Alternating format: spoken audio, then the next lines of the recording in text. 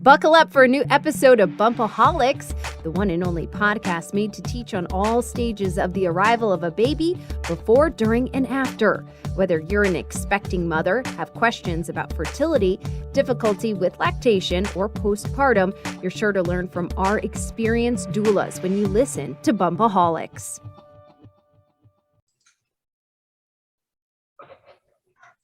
Hi, everyone. Welcome to KC Women's Ministry Book Club discussions. We are about to start our very last week on Ghost Bellies. My name is Krista Mason. I am the executive director here with KC Women's Ministry. Hi, I'm Jamie Mackey. I'm the director of technology here at KC Women's Ministry. Awesome. So we are going to be finishing up Ghost Bellies today. We are starting at the very beginning of part 4, going through part 5, and completing the book. There are a lot of topics in the last part of this series that we're not going to be talking about because they're repeat topics from what we already talked about from earlier in the book. So if you want to go back and watch those, there's some really interesting, very heavy and important topics that we do cover throughout this series. So I don't have a ton of new topics for us to talk about in this one, so it is going to be a pretty short book club, even though it's a good amount of content when you're actually reading it. But we're going to start with this assumption that some people have that I think is actually a really common one, that people who are struggling with infertility or who have recently experienced a loss don't want to be around kids and babies. What are your thoughts on that, Jamie? Well, that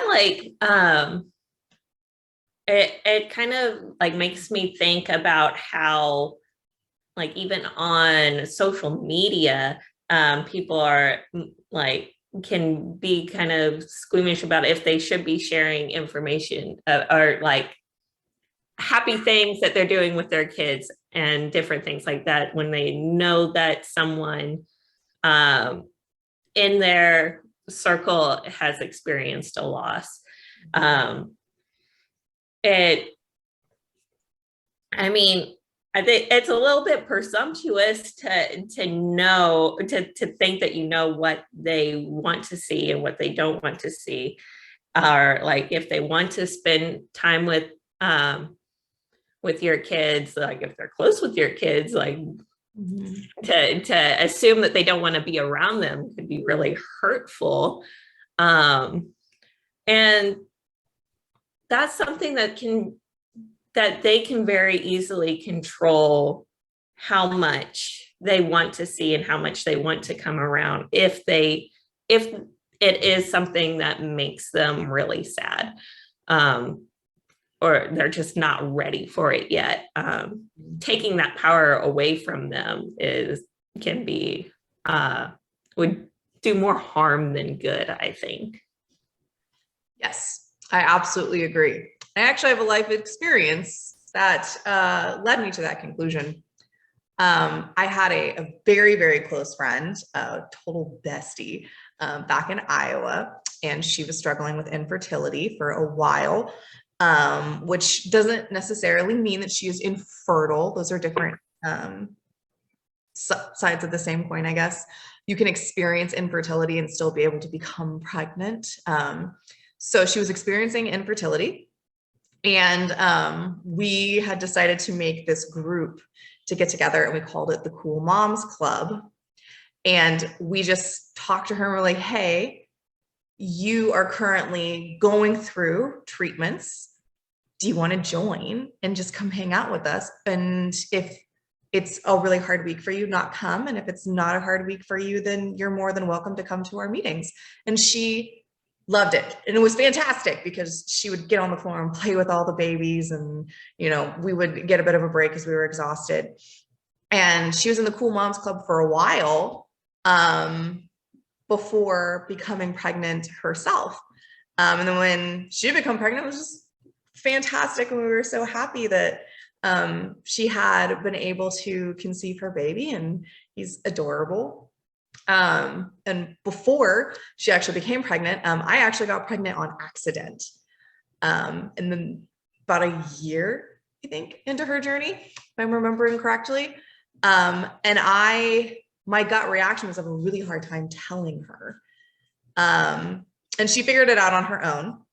She came over to cook with me, and I had a strong reaction to the eggs she was cooking because she suspected and she did it on purpose. Kristen, you're pregnant. And I was like, yes. And she's like, congratulations, you can tell me that and I'm still happy for you. I was like, okay. And she was amazing. And she came to visit my son when we were still in hospital, less than a day after I gave birth. And we didn't have enough cash to pay for his birth certificate, so she paid for it. And so the joke is that she partially owns it. Because it works that way. she's our third parent.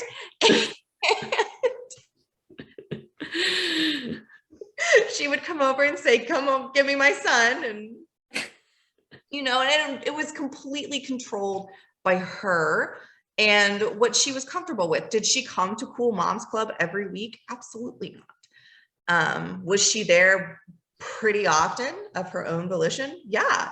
And she brought food and she brought fun and she had a great time. And there was no reason to exclude her or change the name of the group to make it not mom oriented.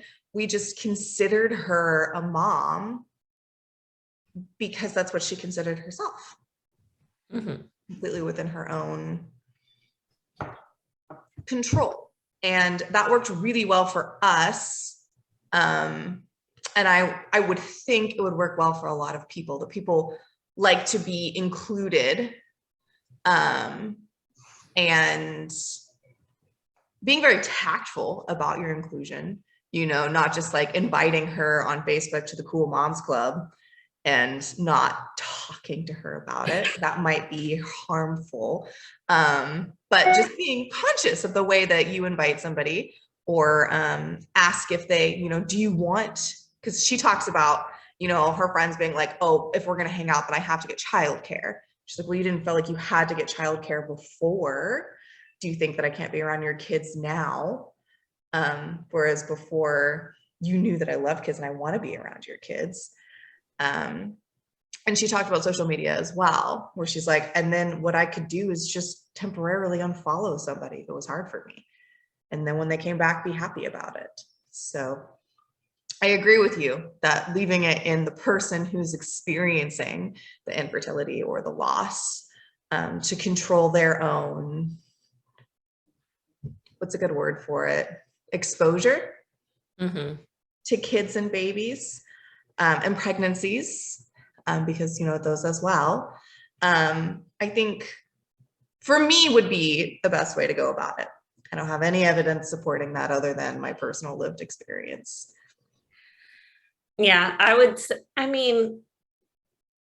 some people are going to have different thresholds for how much they can, how much they want to be around other children or how much they can, it depends on the day. If they're just like struggling that day, they can control, they can decide to not be on social media. They can decide not to be around friends with children or family with children. And as long as you on the other end are receptive to hearing that they are not okay with being around children that day. It's just like they're having a really hard day. Just be receptive and understanding of their needs. Mm-hmm. Yeah. Setting up a relationship and an environment in which they can have the safe space to change their mind at the last moment to either include or not include themselves would be a really important aspect of that. And social media has made that pretty feasible with their temporary unfollows and things of that nature. Thankfully, you don't have to completely unfriend someone to not see their posts, and then it naturally expires.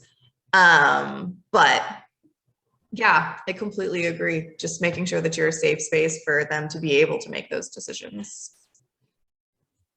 And if you're the one making those decisions, then you can have a pretty honest conversation with your friends saying, you know, I would really love to hang out at your house like I always have, but I might change my mind. And that's the phrasing that she always used with us. Where like she didn't necessarily sign up to host Cool Moms Club for a while, you know. Eventually we went over to her house pretty frequently, and she had a whole like area ready for when she had babies and for the fact that she had kids coming over all the time. So, yes, completely agree, Jamie. Okay, so the book continues, and she becomes pregnant again. She's very excited about this. It's been a few months since she has lost Thor. She becomes pregnant with a little girl. And then when she said 6 or 7 weeks pregnant, she got an ultrasound where they confirmed that there was no heartbeat. And so she had a second loss. And that's something that a lot of couples go through, back-to-back losses. And so we're going to talk about it. Do you have any thoughts on that, Jamie? So like with her specifically, she was older, so she wasn't like wanting to continue trying to have a baby like once she had this loss. It would have been really great timing for her, but then after the loss, she didn't want to continue to try. But there are lots of couples that might experience back-to-back losses, maybe when they're younger and they want to keep trying. And I think that it's really important to have like a support network, because like, I mean, that with like other couples that are trying to conceive, maybe experiencing back-to-back losses.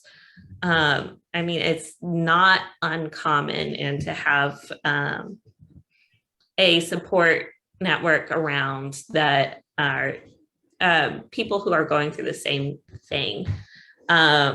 Whenever I was like trying to get pregnant with my second child, I joined like social media groups for other parents that are trying to conceive. And there's just like, I mean, there's a wealth of support out there, and every other people going through the same thing. They're able to give you information that can help you.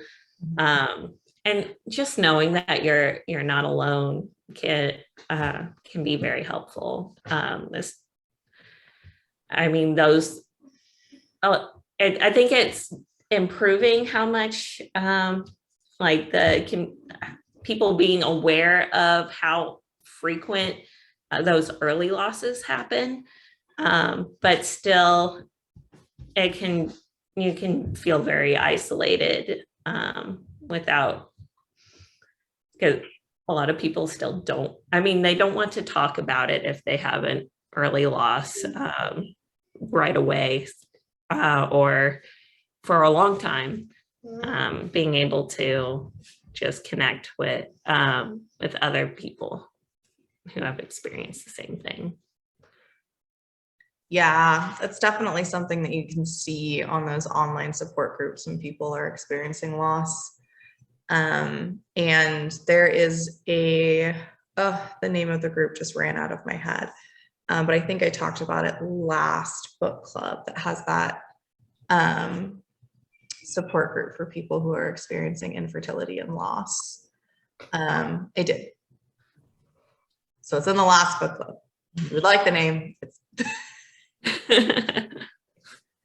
Sorry for my brain. Okay, and our last topic, like I said, this is going to be a very short one. We have adoption after loss.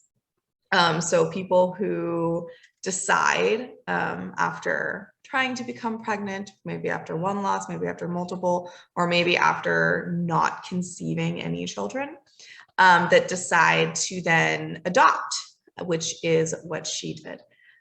So they adopted a little boy. His name is James. And she talked a little bit about what that was like. She actually kind of had the adoption almost just like handed to her because somebody really liked her and wanted her to parent their child when they got pregnant because they didn't actually want to start a family. And so it worked out really well for, everybody involved. Adoption is quite a process.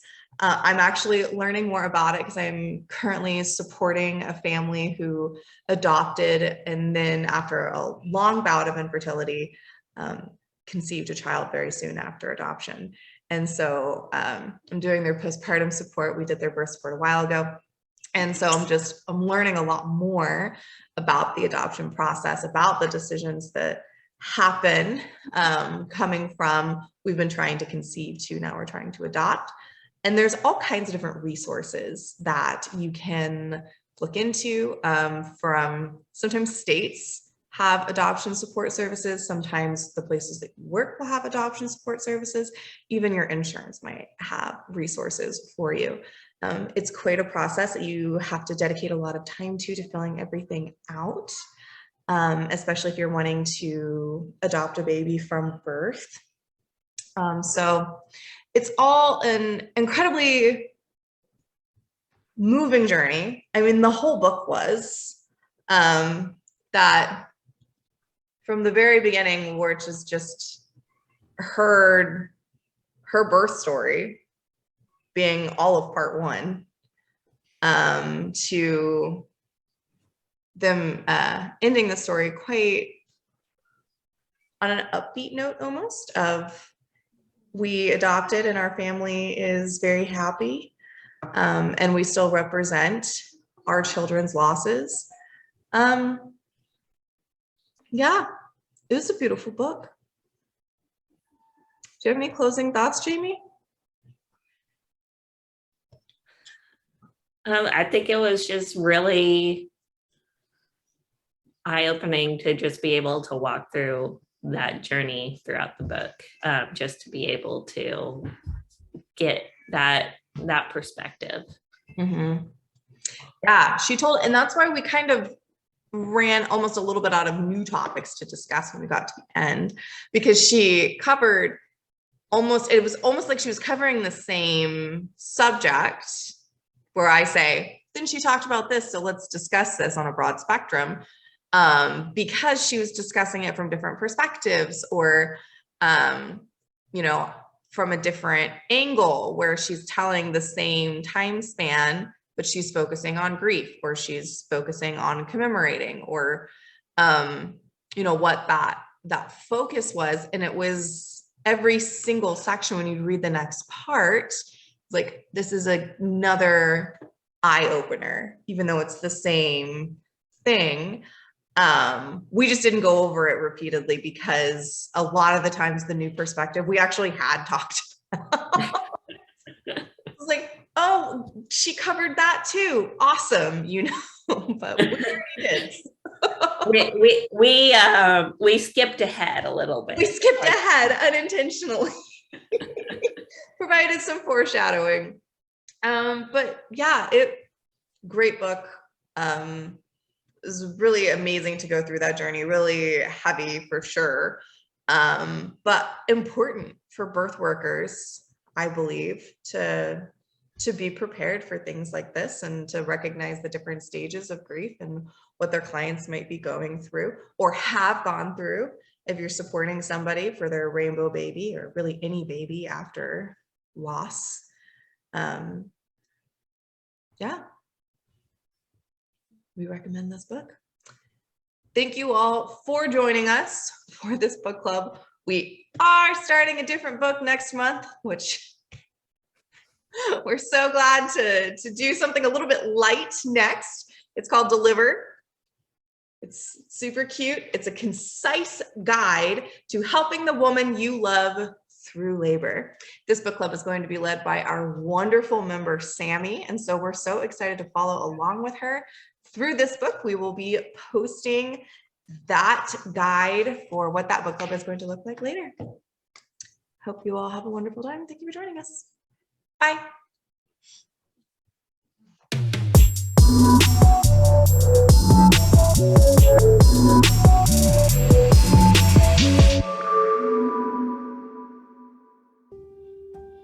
The following media content is intended to only be an educational reference guide and should not be taken as a substitute for medical advice.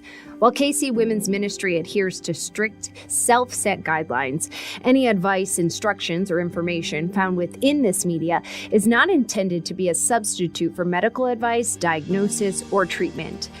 KCWM makes every effort to broadcast correct information. We simply present the views based on evidence-based information. We welcome any comments, suggestions, or correction of errors.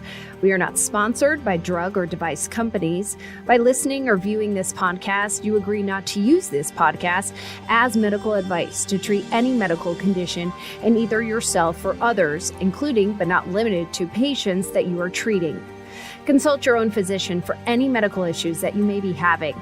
This entire disclaimer also applies to any guests or contributors to the podcast. Under no circumstances shall KC Women's Ministry, any guests or contributors to the podcast, or any employees, associates, or affiliates of KC Women's Ministry be responsible for damages arising from the use of the podcast. Viewer discretion is advised.